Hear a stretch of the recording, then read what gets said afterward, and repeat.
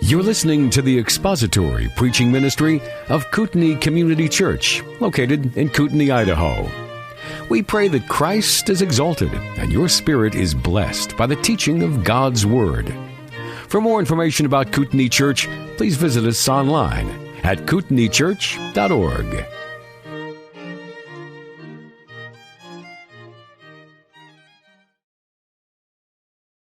Chapter 26 this morning, and we're going to take a big swing at a big chunk of chapter 27. We're actually going to get all the way through the end of verse 13. It's going to seem like you're drinking from a fire hose because we're covering 3 times or 4 times as many verses as we've been known to cover in a Sunday morning. Acts chapter 26. We have reached the sort of climax of the book of Acts, and since we're beginning chapter 27, I want to pause for just a second to remind you of where we're at in the book of Acts as far as the storyline of the book goes.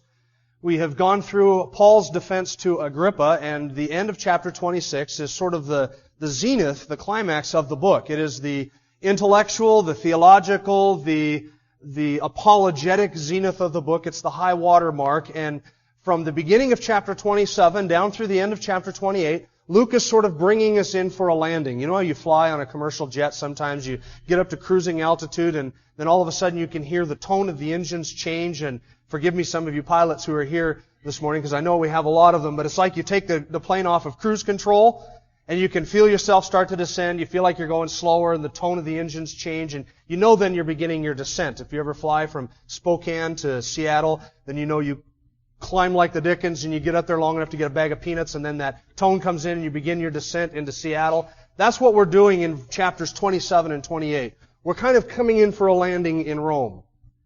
Now that doesn't mean that there's nothing exciting left in chapter 27 and 28. Oh no, quite the contrary. Chapter 27 is all about a boat ride with lots of danger, lots of difficulty, lots of destruction. We have some tense moments ahead of us in chapter 27. And in chapter 28, as Paul begins his arrival in Rome. I want you to look, for instance, at the beginning of chapter 27. It's all about a boat ride. Chapter 27, you can just remember that. This is a boat ride. 27 verse 1, when it was decided that we would sail for Italy, they proceeded to deliver Paul and some other prisoners to a centurion of the Augustan cohort named Julius, and then they embarked. Look at the last sentence of chapter 27. It's in verse 44. And so it happened that they all were brought safely to land. And everything in between verse 1 and verse 44 is some very tense moments. And then look down in chapter 28, verse 14. There we found some brethren and were invited to stay with them for 7 days, and thus we came to Rome. Now that's where we've been going for the whole book of Acts. We're not going to get to chapter 28, verse 14 this morning, but I want you to know that's what's ahead. Remember I told you at the very beginning what the book of Acts is about. The book of Acts tells us primarily 2 things. Number 1, how it is that the gospel went from Jerusalem to the heart of the Roman Empire in about 30 years' time, and how the church went from being an exclusively Jewish church to being a largely Gentile church. So by the time we get to Acts 28, we finally arrive to the place where we set out for at the beginning of the book of Acts, which was Rome. Now, before we begin chapter 27, we have to ask a very important question, because there's one question that kind of comes up, and as I was reading through it several times this week and studying to prepare for this morning, there was one question that kind of kept hitting me in the face, and this was it. Why so many details about a boat ride? Why so many details about a boat ride? Why a chapter and a half about this one voyage from Caesarea to Rome? Why does Luke give us so many details? And it is an exacting eyewitness account. Listen, he tells us the names of people, the ports of call, the islands that they passed, on what side of the island they passed, the wind direction. At some point, he tells us even the depth of the water at one point of the journey. Why such exacting detail? Especially when we read in other places in the book of Acts that Luke will cover a whole journey of Paul, sometimes in just a phrase. For instance, we'll read something like, he passed through the regions of Asia and came to Ephesus. You wonder, passed through the regions of Asia? What happened in Asia? That's a lot of land time. That's a lot of traveling. That's a lot of people. He just passed through the regions and came to Ephesus. One phrase. Do you remember back at the end of chapter 24? Luke says, after 2 years had passed. And you're wondering, what happened for 2 years of Paul's life? He just blows over 2 years. Then we get a chapter and a half of exacting details about this one journey From Caesarea to Rome. Why? What does the Spirit of God, through Luke, want us to learn from this chapter? What is it that you and I are supposed to pick up from all these details and from this boat ride? Luke could have just brushed over it and said, they sailed from Caesarea, had some difficulty, landed in Rome, and here's what happened in Rome for 2 years. But Luke doesn't do that.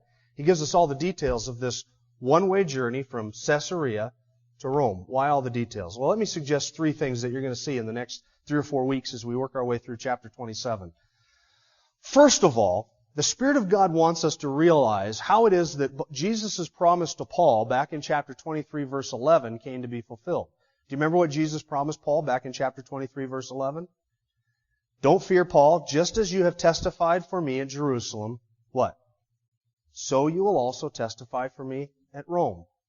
And so what we're supposed to understand is how that promise came to be fulfilled. Listen, if you think back to all of the things that have stood in the way of that promise ever being fulfilled, Luke has given us all of that. That's what all of the detail in the last few chapters of the book of Acts is all about. All of the things that sort of got thrown in Paul's way.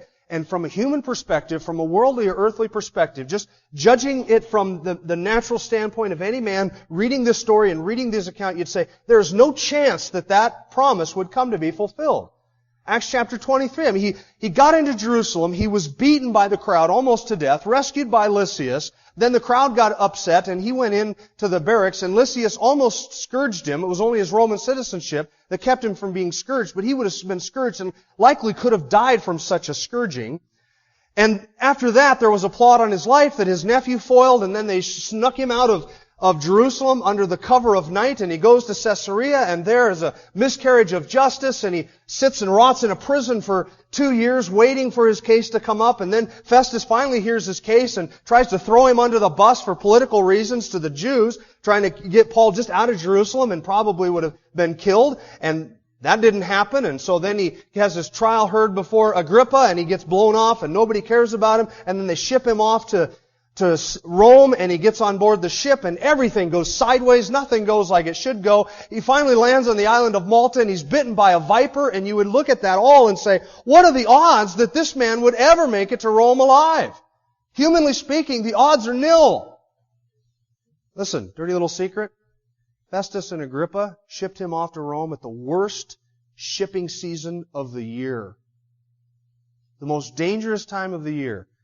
Now's the time. Go. We're not going to wait till spring. You go.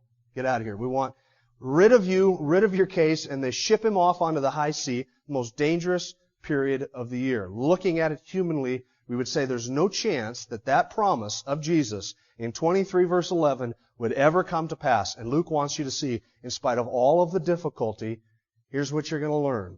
When God says He's going to do something, He does it. All circumstances and all situations aside, when God gives His word, He does it. He fulfills it. Because when He purposes something, when He plans something, when He designs to do something, He does it. And His purposes must and will be fulfilled always. He cannot be thwarted. Luke's going to show us that. Second thing we're going to see in this chapter 27 and 28 is how God delivers His people. How God delivers His people. Sometimes He allows us, friends, to sink all the way to the depths and the very bottom of the very bottom in the worst of situations when things look most desperate. And it's then that God sort of plucks us out.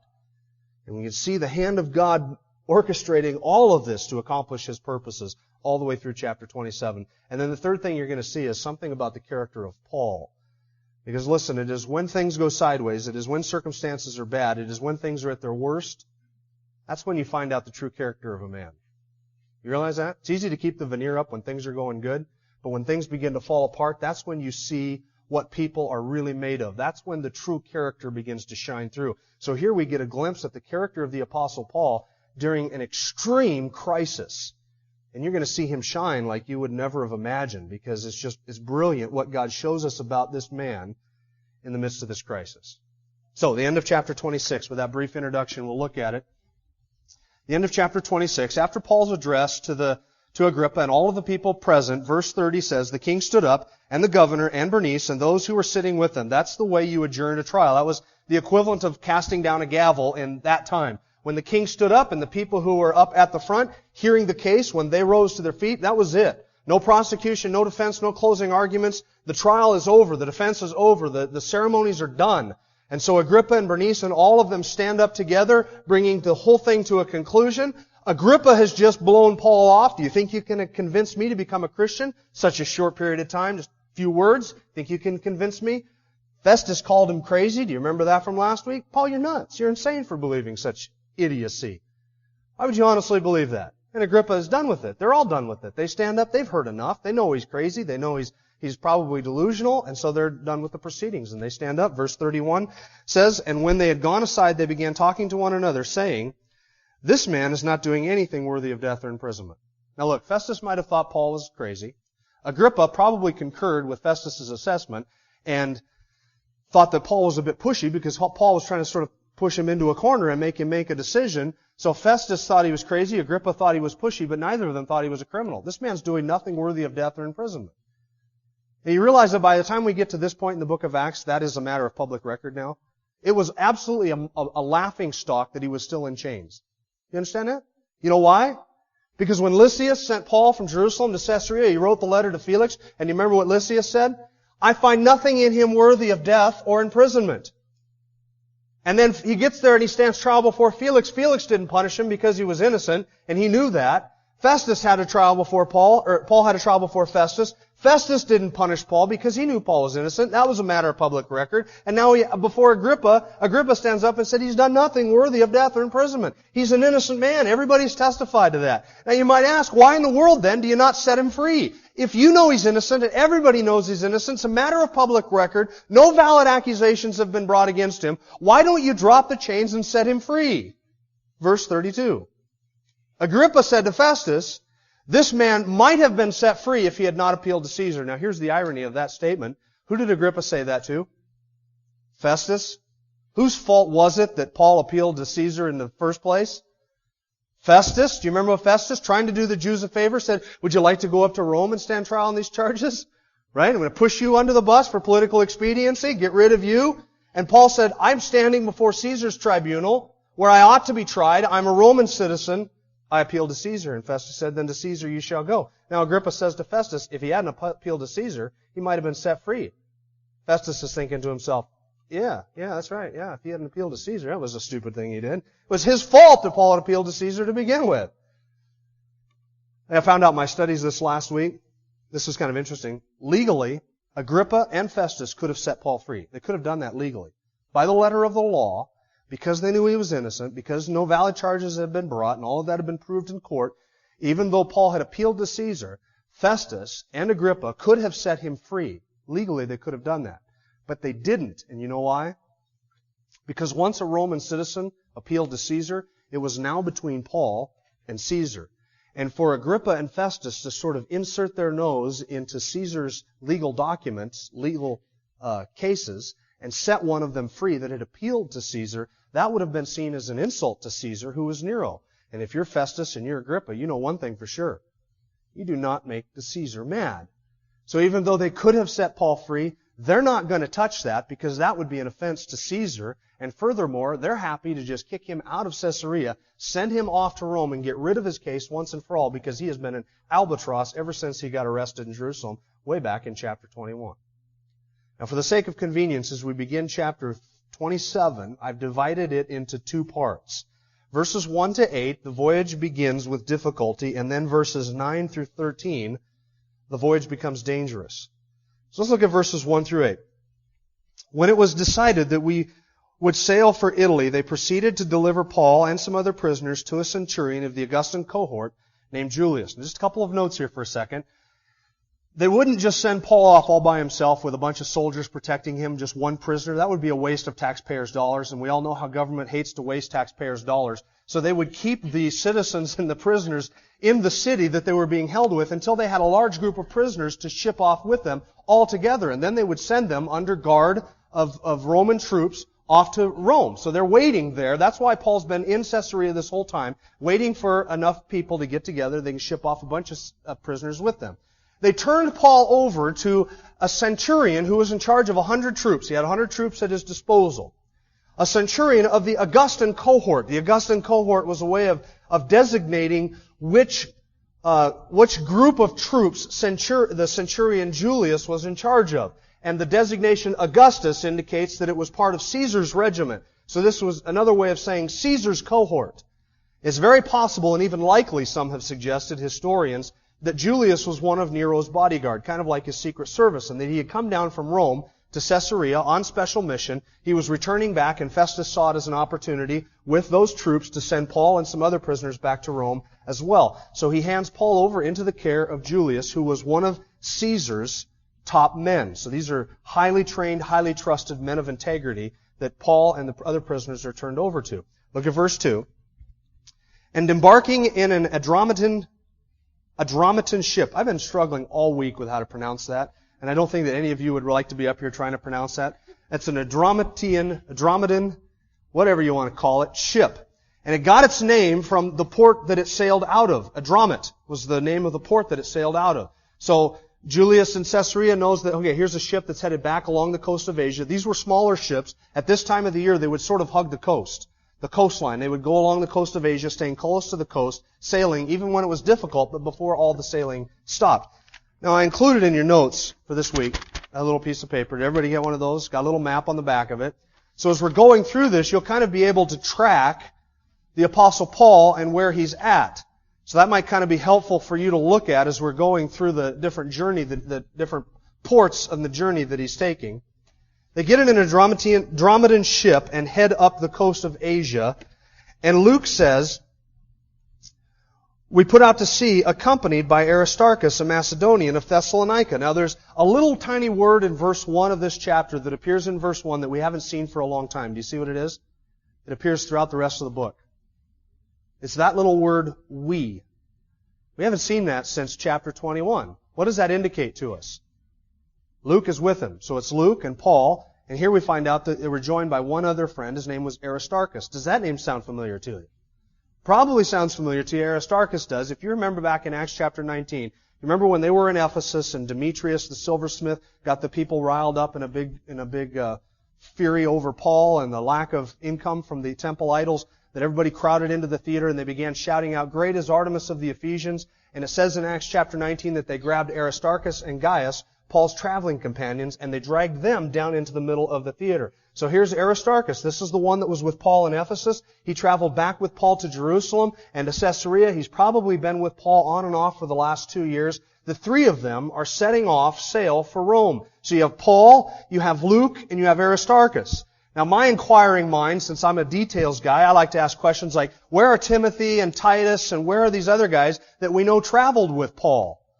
Well, we don't know where they're at, probably on mission or off serving in the churches somewhere, maybe visiting family. Maybe they're going to take the land route and meet Paul in Rome. But Paul does have dispatched with him Dr. Luke, who's the author of the book, Aristarchus, as his friend from Ephesus and from Macedonia.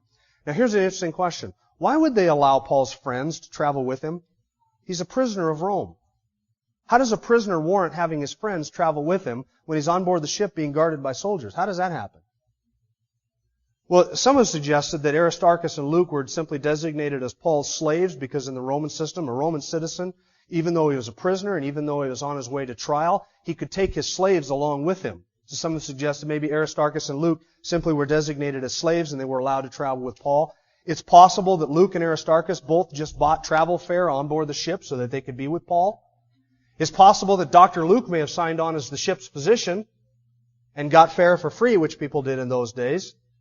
I think what happened was Paul, because everybody knew he was innocent, Julius knew he was innocent, Festus knew he was innocent, everybody knew he was innocent, he was no danger, he was no criminal. I think Paul just got special treatment. They allowed his friends, Aristarchus and Luke, to travel with him and to attend to his needs, because in those days, remember I told you how governments hate to waste taxpayers' money? In those days, if you were a Roman prisoner, you didn't get 3 square meals a day and a clean change of clothes every morning. You didn't get that. You didn't get any creature comforts. You didn't get any provision unless you had a friend or a family member who would visit you in prison and bring you provisions, bring you food, bring you water, and bring you clothing. If you didn't have that, you didn't get any of those things. So it's likely that they allowed Aristarchus and Luke to come to attend to Paul's needs, to help provide for him on the journey. They are friends who are coming along. And listen, this whole thing, I think, is a testimony to friendship. Listen to this carefully. Luke and Aristarchus knew well how dangerous this journey was going to be. They knew that what time of the year it was. They knew the storms that would come in on the sea in that time of the year. They knew this was going to be difficult. They knew it was going to be dangerous. They knew they were placing their own lives at risk by going with the Apostle Paul. But why do they go with Paul? Why do Luke and Aristarchus go with Paul? You say they're men of integrity. They're good friends. That's true. But friends, do you realize that this says the fact that Luke and Aristarchus were willing to go with Paul says as much about Paul as it does about them? Do you understand that? Luke and Aristarchus could have said, look, Paul, we'll take the land route. We'll go up, around, across. We'll get on the Via Ignatia. That'll take us right into Rome. We'll see you there in the spring. God willing, Godspeed, God protect you. We'll pray for you, but we'll meet you there in the spring. Could have said that. But they didn't. They said, Paul, even though it's dangerous, even though it's difficult, even though your life is at risk, even though likely this is going to mean suffering and danger, we're going to go with you. And they did. And you know why? Because Paul was that type of friend. Do you know why Aristarchus and Luke were willing to risk their lives for Paul? It's because they knew that Paul was willing to risk his life for them. Back in Acts chapter 19, when they dragged Aristarchus and Gaius down into the theater, what did Paul do? He tried to go into the theater when the crowd was going nuts. And the disciples of the Lord in Acts chapter 19 had to keep Paul out of there, saying, no, you go into that crowd. You're the one they want. If you go in there, they'll tear you apart. And Paul knew the crowd is likely going to tear Gaius and Aristarchus apart. And he wanted to go down into the middle to take the heat and the hostility and the suffering so that his friends wouldn't have to. And even the Asiarchs, the official religion keepers in the city of Ephesus, had to beg Paul not to go into the crowd. Aristarchus knew well, and he had learned well. Both Luke and Aristarchus knew the type of man that Paul was and the type of friend he was. And friends, I ask you, do you have friends like that? Do you have friends that you know would go right with you all the way to your last dying, gasping breath? In 2 Timothy chapter 4, we find that Paul, with his appointment with the executioner, says only Dr. Luke is with me. I mean, that's friendship, isn't it? When your head is on the chopping block for the faith and your good friend, Dr. Luke, is standing there right there beside you. Do you have friends like that? If not, maybe it's because you're not a friend like that. That speaks volumes about the Apostle Paul. He had his critics, he had his detractors, he had people who hated him, thought he was irrelevant. He had all of that. But listen, he also had friends, and they were a true friend's friend. They stuck with him closer than a brother. They were David and Jonathan type friends. Now, you face difficulty and trial, you're going to have somebody standing next to you? Or are you going to be all alone because you've never stood next to anybody else during similar circumstances? Friends, cultivate good friendships. And as we go through the last part of the book of Acts, and we look at briefly at 2 Timothy, at the end of all of this, you're going to see the value of having good friendships. Cultivate good friendships. And you might say, well, I got my spouse. That's all I need. Just my wife, just my husband. They're my friend. I don't need any friends other than my spouse. Well, what happens when your spouse faces death or difficulty? Then who are you going to have standing next to you? When your spouse dies. Cultivate good friendships. Gaius and Aristarchus, they take off with Paul. And look at verse 3. I think it was a special favor that was afforded to Paul because look what Luke tells us. The next day we put in at Sidon. So they make that little trip up the coast. They put in at Sidon. And Julius treated Paul with consideration and allowed him to go to his friends and receive care. He treated Paul with consideration, allowed him to go into the city and receive care. Paul had some friends there. There was a church there. And by care, probably what is meant is provisions for the journey, maybe monetary. But Paul was able to go into the city while the ship was loading and unloading. Julius allowed Paul to go into the city and to receive care from his friends. Enjoy some warmth and some hospitality and a hot cup of coffee and a piece of pie and enjoy all of those blessings and benefits. Care from his friends before the journey takes off again. Now here's what's interesting about this. This speaks volumes of Paul. Let me tell you why. His presence in that city could have sparked another Jewish riot. He was a high-profile prisoner. Everybody hated him and everybody knew he was on his way to Rome. All the Christians around there would have known that. And Paul's presence in that city presented a danger to himself. And Julius knows, as the one who has been vouchsafed to get Paul to his destination, if anything happens to Paul, Julius is going to pay with his life. But Julius knows that Paul is not a flight risk. He knows Paul's not going to try and escape. He knows Paul's a man of integrity. He knows that he can trust Paul, even with his own life. And so Julius allows him to leave the ship and go into town and receive care from his friends. Do you think the other prisoners on board the ship got the same treatment? No. It didn't happen. They kept him on board the ship and they locked him up. But Paul got special consideration. Why? Because everybody knew he was a person of integrity. He wasn't going to run. Not at all. He received the care from his friends. Look at verse 4. Verse 4 is the first indication to us that something is about to go sideways. From there we put out to sea and sailed under the shelter of Cyprus because the winds were contrary. So you see on your map they're going up, and they probably hugged that eastern tip of the end of the island of Cyprus because there was a large mountain region there. And as the winds were blowing in across the Mediterranean, that mountain region would sort of shield them from the brunt of most of the winds. And so rather than going up the coast of Syria and Cilicia, they sailed around the island of Cyprus because the winds were contrary. Look at verse 5. When we had sailed through the sea along the coast of Cilicia and Pamphylia, we landed at Myra in Lycia. Now just a flashback note for you on three words there. Cilicia, Pamphylia, and Cyprus.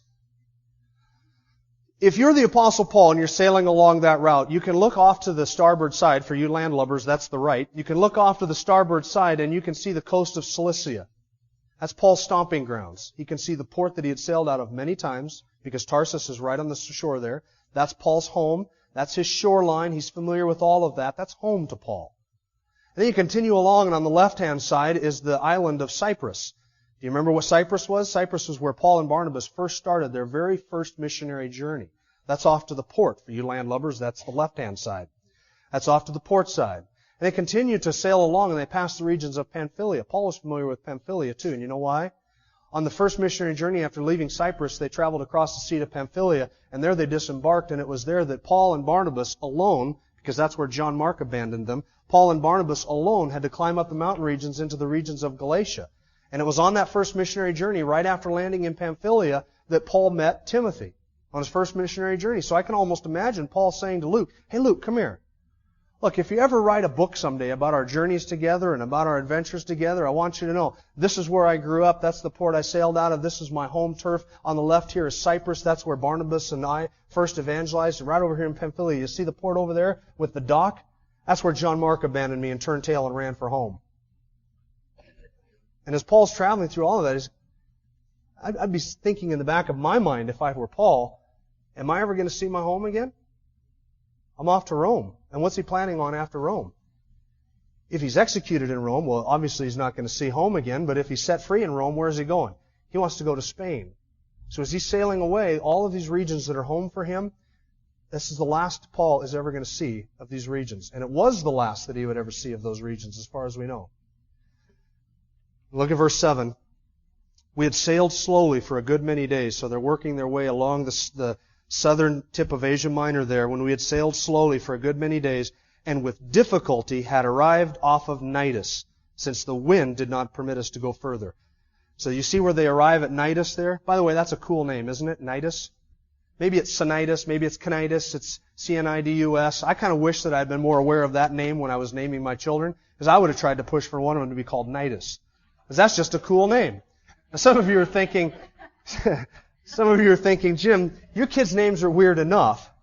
Why would you want Cnidus? And I think it's because I have this reaction to all of the thought and imagination that went into my parents naming me, Jim. So I want to name my kids something that's a little bit more creative, and I think Cnidus would have been a good one. My wife is saying, man, thank you God that we were not in Acts when we were having our first children.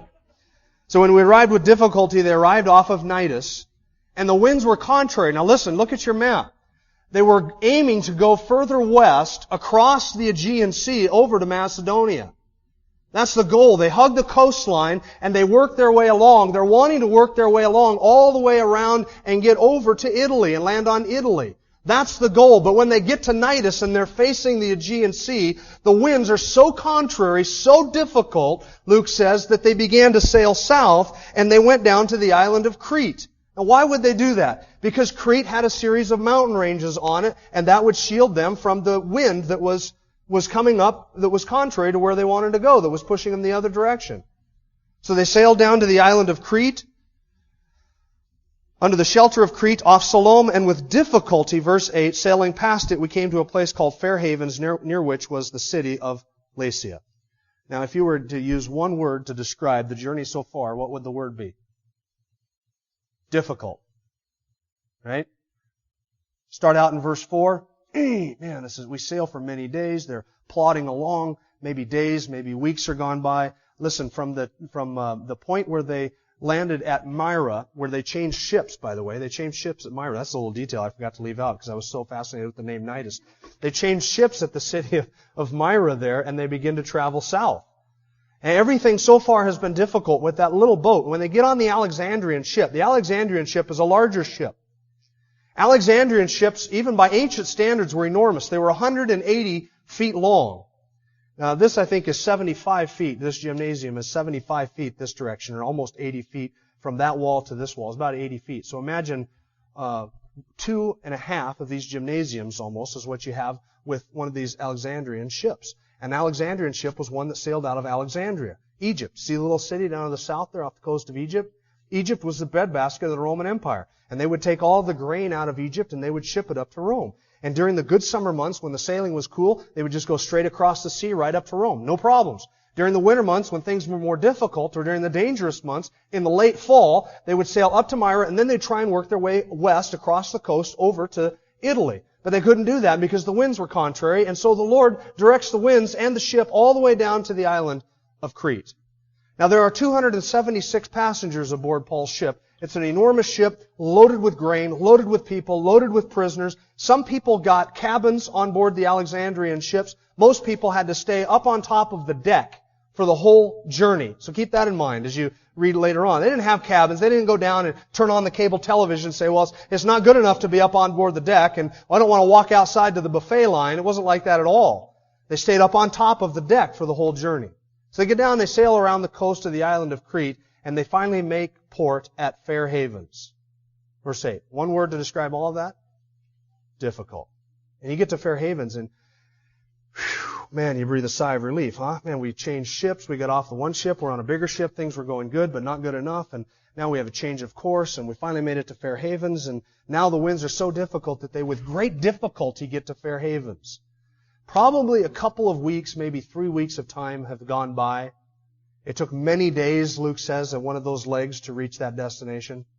Now, verses 9 to 13, the voyage becomes dangerous. When considerable time had passed, and the voyage was now dangerous. So we've gone from difficulty to what? Danger. It's now dangerous. And Luke tells us why it was dangerous, since even the fast was already over. Well, what's the fast refer to? The fast refers to Yom Kippur, the Day of Atonement. That happened in late September or early October.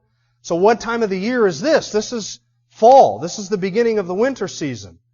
And it's now dangerous because the fall months are upon us and the winter months are closing in, and sailing has gone from difficult to dangerous, Luke says, because by this point, the fast was already over. It was the desire and the drive of the captain of that ship to get that large Alexandrian ship from Myra over to Rome before the sailing season would come to an end. But here you are, the beginning of the month of October, and it has become so dangerous now that the shipping is coming to an end, and they're now realizing we've got to find a place to spend the winter.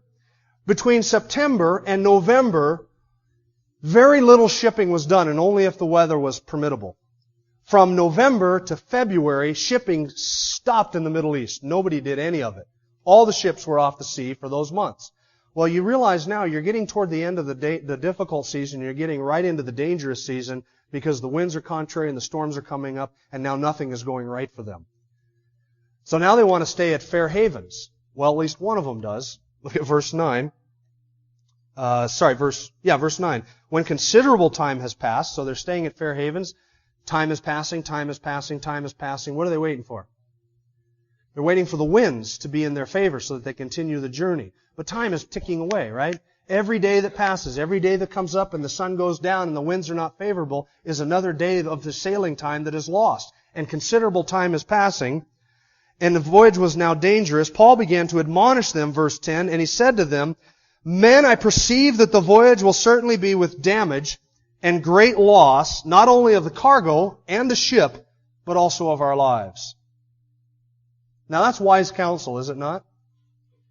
It didn't take a rocket scientist to see that after all of the difficulty, finally arriving at Fair Havens. What does Paul want to do? Paul wants to spend the winter at Fair Havens. But here's the problem with Fair Havens. Fair Havens as a port was open to half of the compass. It was the least ideal place on all of the island of Crete to spend the winter.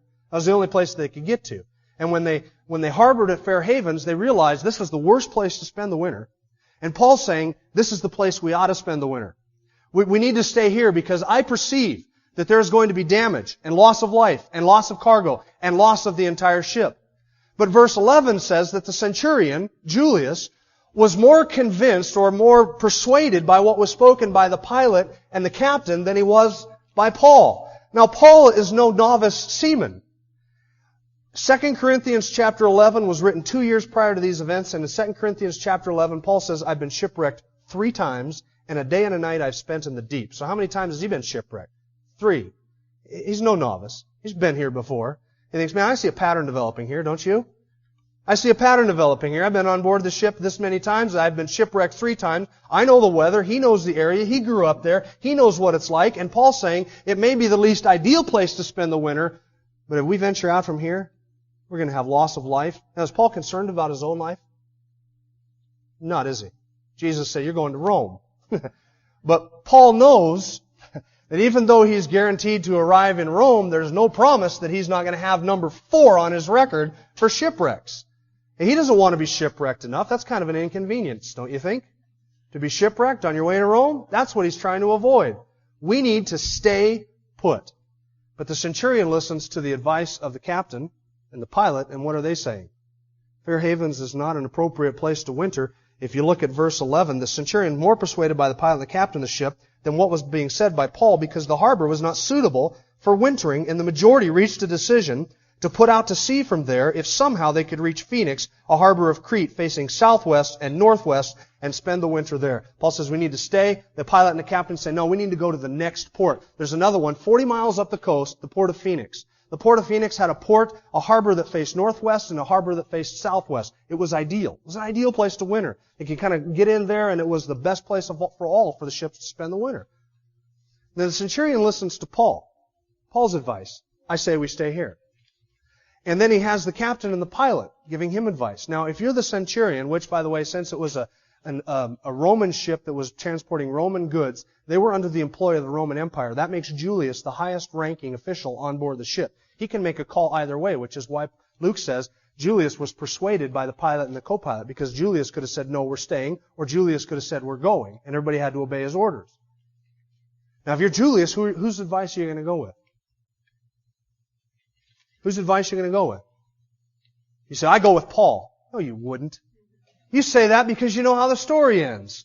So, of course, hindsight's 20/20. But if you're Julius, you're looking at it and you say, I got this old Jewish land-loving rabbi who spent most of his time without any sea legs. He's a good church planter, a good missionary. No disrespect to you, Paul.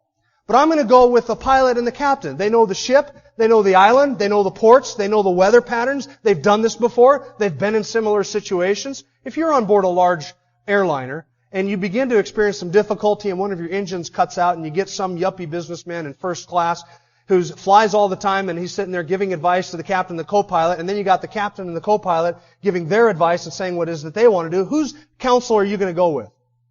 You're going to say, hey, captain, listen to the yuppie businessman in first class. I think he has a good idea. You're not going to do that. You're going to say, look, these guys have been in a similar situation. I'm going to go with their counsel. That's what Julius does. So they wait in the harbor at Fair Havens, waiting, waiting, and waiting. Look at verse 13. When a moderate south wind came up, supposing they'd attained their purpose. Moderate south wind. That's what they've been waiting for. You see, they're on the south side of the island of Crete. All they want to do is go 40 miles along the shore over to the harbor at Phoenix on the same island. They don't even have to venture out to high seas. They don't have to get away from the shore. And it's a moderate south wind, so it's coming up from the south that would keep them against the seashore. This is perfect. This is ideal. It's not the hard wind like they've been experiencing all along. It's sort of calmed down. This is our window. This is our opportunity. This is what we've been waiting for. A nice, moderate south wind from the south. This is perfect. In a couple hours' times, we can be at Phoenix. So they pulled up the anchor, and they set sail. Now, if you're Paul, and Aristarchus, and Luke, you've got to have that uneasy feeling in the pit of your stomach, right? Uneasy feeling, because you have this fear that they maybe have made the wrong decision. And if you are familiar with the Mediterranean, and you're familiar with sailing, and if you're familiar with the weather patterns down there, and you're a first century reader, and you're reading this right now, you're saying to yourself, this is a crapshoot. These guys are taking a risk. They're rolling the dice. This is risky business, what they're setting out to do. And if you're Luke and Aristarchus, you're turning to Paul and you're saying, how many times have you been shipwrecked? That's not a detail that you want to share with ship's company. You know what I mean? How many times have you been shipwrecked, Paul? Have you ever been shipwrecked before, Paul? Yeah, I've been shipwrecked before. Wow, really? How many times? 3. 3 times. You must sail a lot. What are the odds that a guy would be shipwrecked 3 times in his life? You must sail all the time. No, only if I have to. Mostly I stay on land and travel on land, but occasionally I have to travel by sea, and so don't really travel by boat very often. But you've been shipwrecked 3 times? 3 times. Paul, how many times have you been on board a boat? Now, this makes 4. You don't want to say this joke has been on there far more than 4 times. But listen, sailors were superstitious. Remember Jonah? They're casting lots, praying to their gods. They're superstitious. Paul's been shipwrecked 3 times. And when they hear that anchor coming up off the shore and they're setting out for sail along the coast of Crete, if you're Paul, you got to be saying, I've been in this situation before. This is not good. Not good at all. Because you know that Mr. Murphy might show up. Right? If something can go wrong, it will. That's what you're fearful of. Paul's not fearing for his own life. I think if Paul fears for anybody's life, it's Luke and Aristarchus and the men on board that ship. He's not concerned about himself. He knows he's going to Rome. And we know the end of the story, right? We don't even have to read to the end of the book of Acts to know that that's what Jesus promised Paul. You're going to Rome. Paul knows that. That's a done deal in God's book. There's nothing that can stand in the way of that happening. His promise must be fulfilled. But if you're Luke and Aristarchus, there's no guarantee for their lives. There's no guarantee for the safety of the life of the boat. And Paul certainly doesn't want to go through a 4th shipwreck. This is a 60-year-old man. That's quite an inconvenience for a 60-year-old man to have to deal with. A shipwreck during the winter months on the Mediterranean Sea. Well, we'll pick it up next week. We're out of time for today, and we'll see what happens and what it is that goes sideways. We pick it up in verse 14 next week. Let's pray. Father, we thank you for the reminder again this morning that you're in control of everything. You control the sea, you control the wind, you can still it, you can make it blow.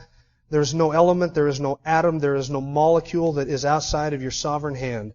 And we know that even though we face difficulties, we know that even though we face trials and danger, that you are there to deliver us, you are there to comfort us by your sovereign providence. You are good, you do what is good for us, and we thank you that we have that promise and that confidence. Help us to remember that this coming week, that we would remember that whatever it is we face in our lives, that you're in control. You're a good God, and we thank you for your watchful care over us today. In Jesus' name, amen. Thank you for listening to the latest podcast from Kootenai Church. If you'd like to learn more about Kootenai Church or to donate to our church ministry, you can do so online by visiting kootenaichurch.org. We hope you enjoyed this podcast and pray you'll join us again next time. Once again, thank you for listening.